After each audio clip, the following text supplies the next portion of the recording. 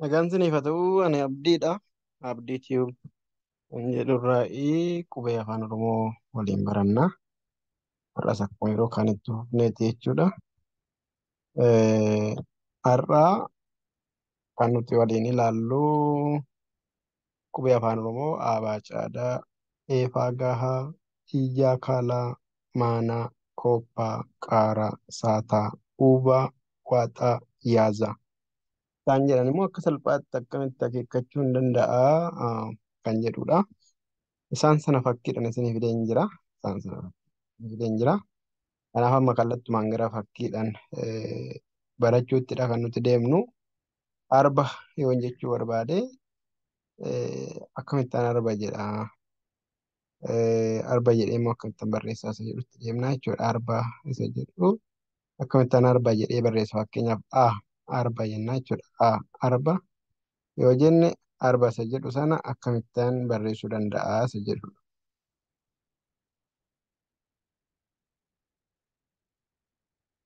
Arba,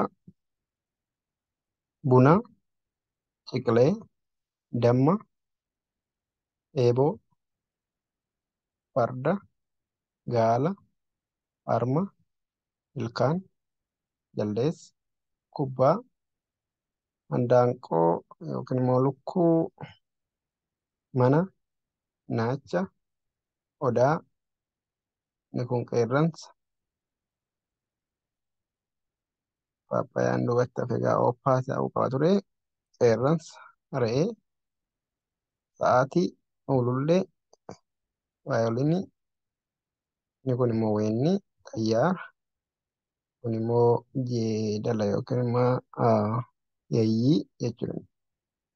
Kun fakkeenyaaf zannabuu maqaa namaatiin jechuu dandeenya jechuudha. Isaan kan akka salphaatti akka ittiin barreessa warra jedhu wajjin ilaalla. Salphaadhumatti daqiiqaa muraasa keessatti fayyadamnee warra kan akkamittaan immoo fakkeenyaaf akka salphaatti barreessuu danda'a isaan jedhu waliin ilaalla jechuudha. Ookee, duubatti deebinee Aabaa Caadaa akkuma kanaan dura barachaa turretti duubatti deebinee irraa kaanu fakkeenyaaf arba jedhee barreessuudhaaf maal godhu? Arba jedhee barreessuudhaaf maal gochuu qaba?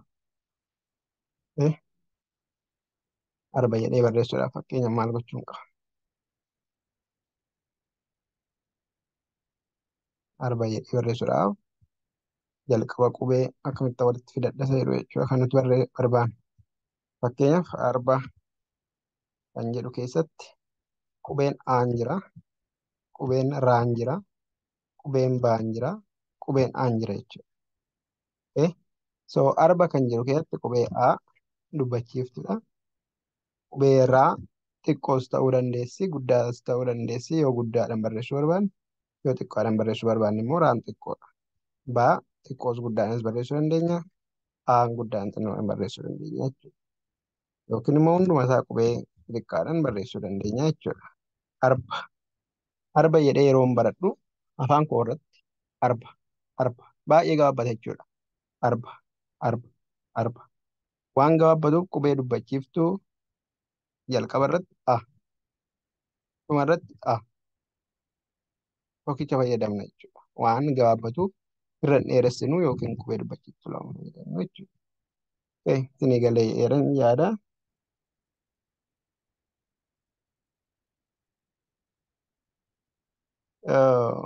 Inni itti aanu iddoo kanatti qubee irra butaa kan jedhamu jira.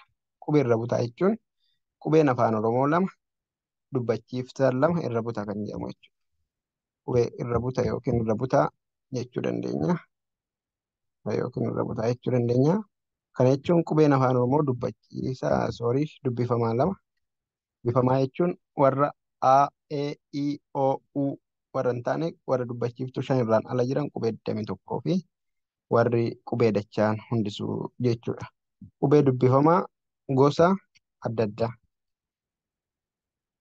Qubee dubbifamaa gosa adda addaa lama yoo ta'e wal bira yoo gale jechuudha. Lama ta'ee walitti aanee yoo gale. Walitti aanee yoo gale irra butaa jedhama. Irra butaa jechuun qubee dachaan dabalatu. Qubee dachaa jechuun qubee dachaa warra akka chaa, haa, shaa, phaa, nyaa, zhaa kan kana fakkaatan kan hin dabalatu jechuudha.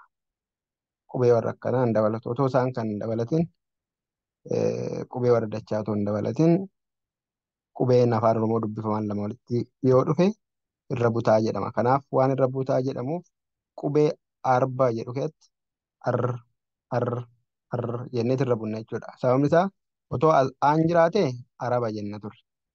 Otoo as iin jiraate ariiba jenna ture. Otoo as oon jiraate arooba.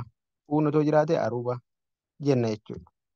Sababii humtuu hin jirreef otoo een jiraate areeba jenna. Sababii humtuu hin jirreef afaan keenya keessatti qabnee huunee bira darbinaa jechuudha. Arba, arba, arba jenneetu jechuudha. Isin galee eeyyaadha. Kanaaf qubee afaan Oromoo arba yeroo jennu bifa kanaan akka salphaatti gabaabsinee barreessinaa jechuudha. As keessatti kan isin hubattan tokko gabaabsuu. Isin galee lama maalidhaa irra butaa. Sadii qubee afaan Oromoo gurguddaadhaan jalqabu yoo barbaanne guutummaatti gurguddaa yoo barbaanne gurguddaan jalqabu yoo barbaanne immoo xixiqqoodhumaan xumuruu jechuudha. Maqaa bineensotaati malee maqaa namaa waan hin taaneef. Har'a isa kanarraa waan tokko hubattan jedheen habdadhaa.